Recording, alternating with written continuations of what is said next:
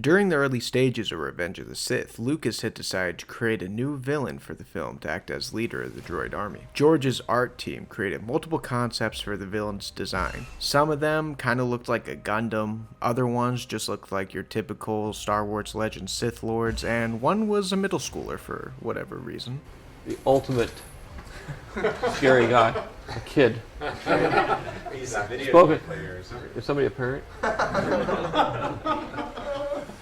Anyway, George ended up picking the half-cyborg, half-alien design for General Grievous, and it was definitely the right call. George chose this half-cyborg design because he felt like it would act as great foreshadowing for what Anakin was going to become in the end of the film.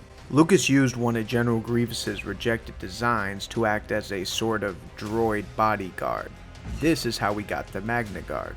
This isn't the first time a rejected design came back in Star Wars either. Asajj Ventress is actually concept art for the character who later became Count Dooku. Very little was known about Grievous's backstory before Revenge of the Sith was released.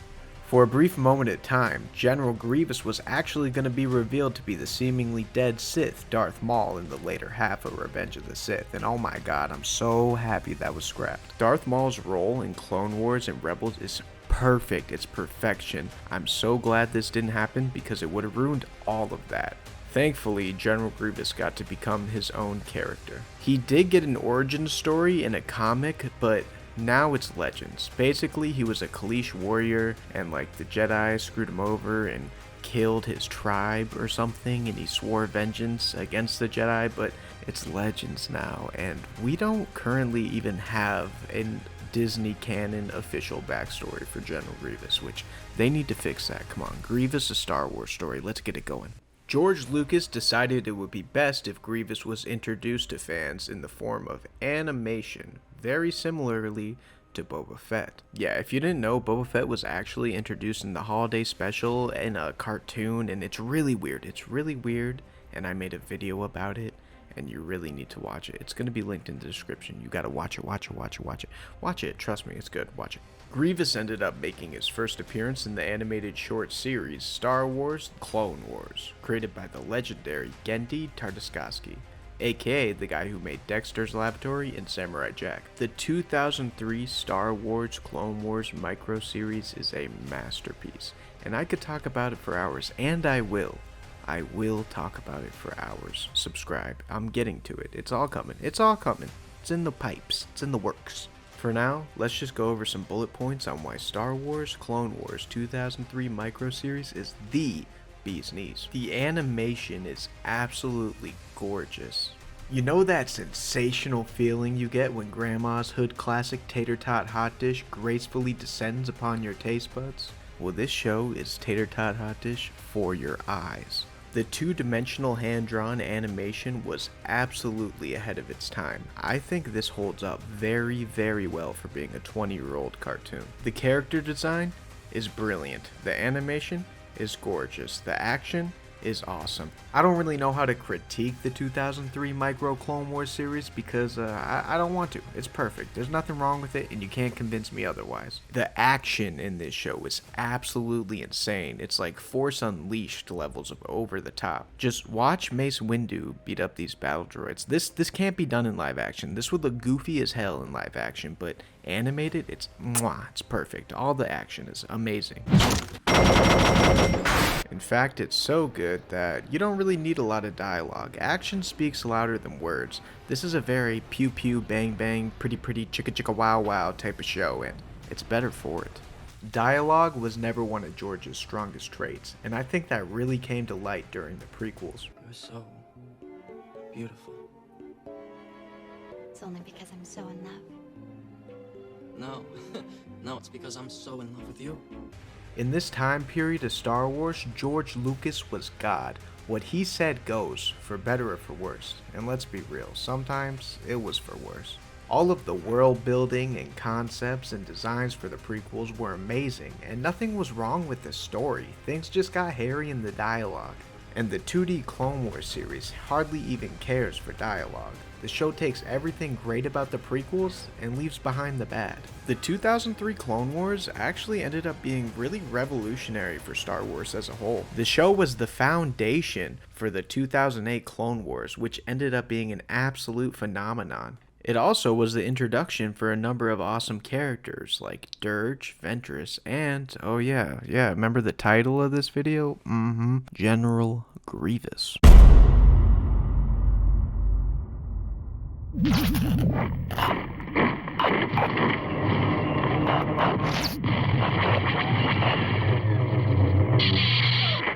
We don't get to see all of Grievous right away. First, you hear his name. Then you see his foot, then an arm, and then his silhouette. This is slowly building tension. As the footsteps of General Grievous become louder and louder, you can see the sweat glands pouring on the Jedi. They're absolutely terrified of him. As Grievous approaches, he tells his army to hold off. He wants to play with his food before he eats it. He doesn't want to just come in and wipe out the Jedi. He enjoys this.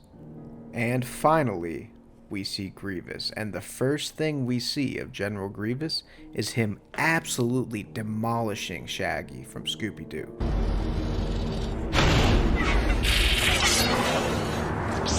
Get back! So, you've seen Invincible, right? You know when Omni-Man just destroys the knockoff Justice League? Well, Grievous did it first in 2003. A little less brutally, but not that much less. Watch this, bro. Oh my god.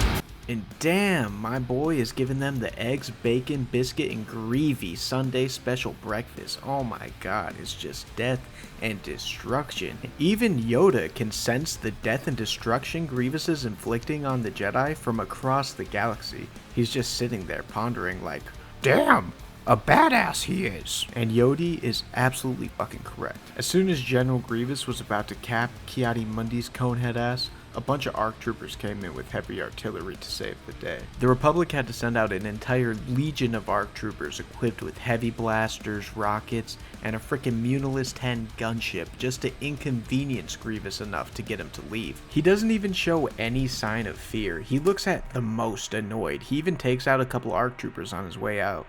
After Grievous easily escapes, the only survivors are Ki-Adi-Mundi, Aayla Secura, and Shaak Ti, and they're barely surviving. These guys need some Bacta like yesterday.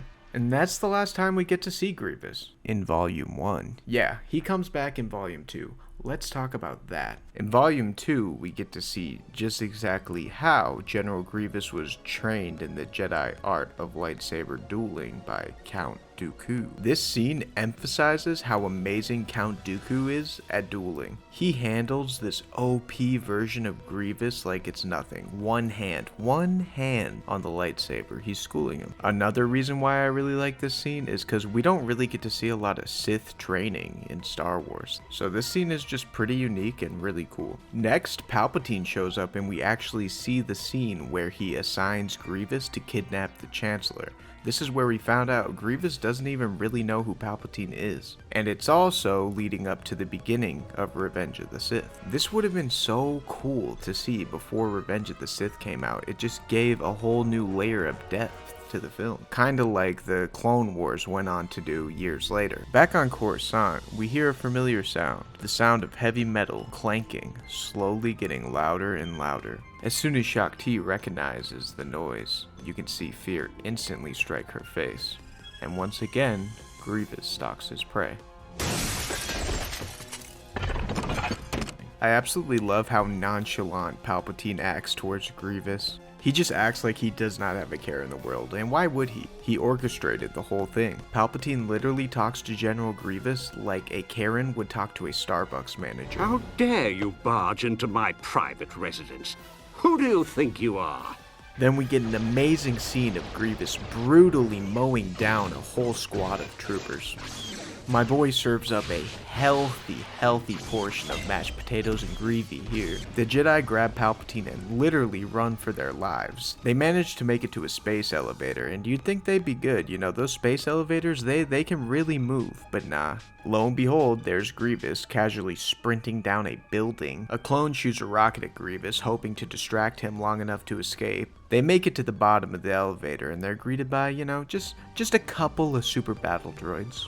You know, it's not necessarily ideal circumstances, but at least Grievous isn't, he's here. The rocket did absolutely nothing. Who are you kidding? But the Ithorian Jedi saved the day because, I guess they have like Banshee powers. But Grievous doesn't care, he just turtles up and marches right through the sound wave. And then, to make matters worse for the Jedi, the Magna Guard show up. Next we get an absolutely amazing scene of the Jedi fighting the Magna droids.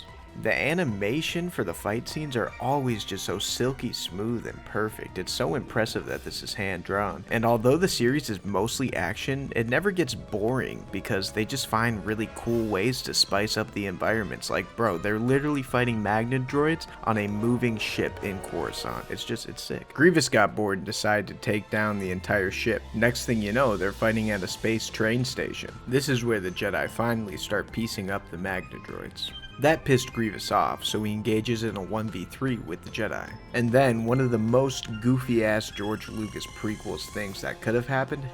Shaak Ti uses the Force to tie Grievous's cape around a train right before it departs. But a space train is just a temporary distraction for our boy Grievous. The Jedi grab Palpatine and escape through the window.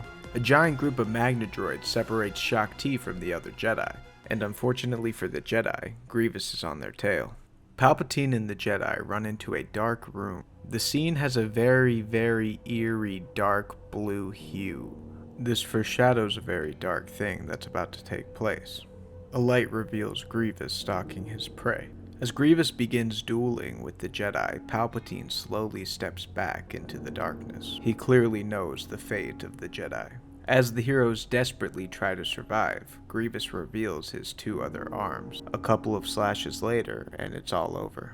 The Jedi are dead. After defeating the Magna droids, Shaak Ti immediately realizes that she's too late. In a final act of desperation, she desperately sprints towards her enemy. As Shaak Ti reaches Grievous, she is greeted by her two friends dead on the floor. She viciously lunges at Grievous out of anger, but this does not go well for her.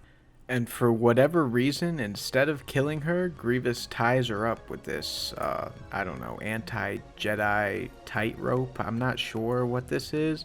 I don't know why Grievous didn't kill her. He loves killing Jedi. I mean, he collects the lightsabers, but yeah, for plot reasons, she lives. And of course, Grievous makes off with the Chancellor. But he didn't make it out of there scot-free. Mace Windu quickly discovered Shaak Ti and the dead Jedi. Mace Windu sprinted towards Grievous as he was escaping. Before the general could make off in his ship, Mace Windu crushes his lungs through the Force. This is supposedly how he got his famous cough, and a Russian accent. He sounds completely different. I don't know how they really explain that, but whatever. Your training has served me well. It has awarded me many trophies. Your lightsabers will make a fine addition to my collection. A lot of people attribute this injury to his nerf, but he's also nerfed in Clone Wars, and a lot of Clone Wars takes place before this, so I don't think that argument really holds up. But yeah, sure, it gave him the cough, whatever, and a Russian accent, like I said. And this very neatly lines up with the beginning of Revenge of the Sith. And there we have it. That was the entirety of General Grievous's first appearance. And after spending all this time making this video and reflecting on this old version of Grievous, it's a damn shame. They really had something special here, and I love General Grievous, even the current version of Grievous, but it just doesn't compare. It doesn't compare to this version.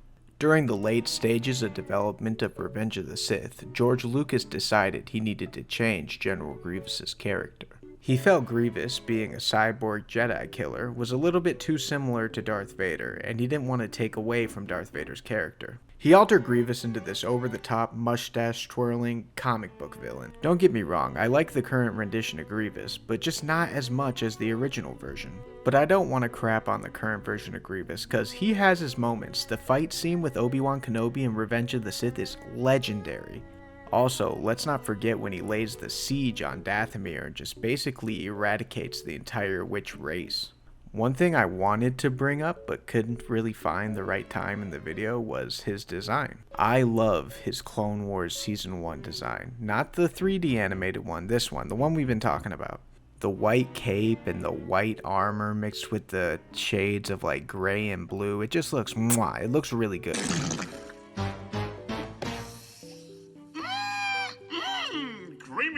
I don't think it would translate into live action as good, which is why they kinda changed his look around. In Volume 2, they added the red to his cape, and instead of his bluish armor, he has more of a bone white armor, like in Revenge of the Sith. And I love his look in that movie. There's so many intricate details, and you can literally see his organs through his chest plate. That is so sick. I think General Grievous's character design in Revenge of the Sith is the best possible live-action version of him. And on the same note, I think that the 2003 Clone Wars version of General Grievous is the best possible animated version of the character. And as for the 3D Clone Wars version of General of the Grievous?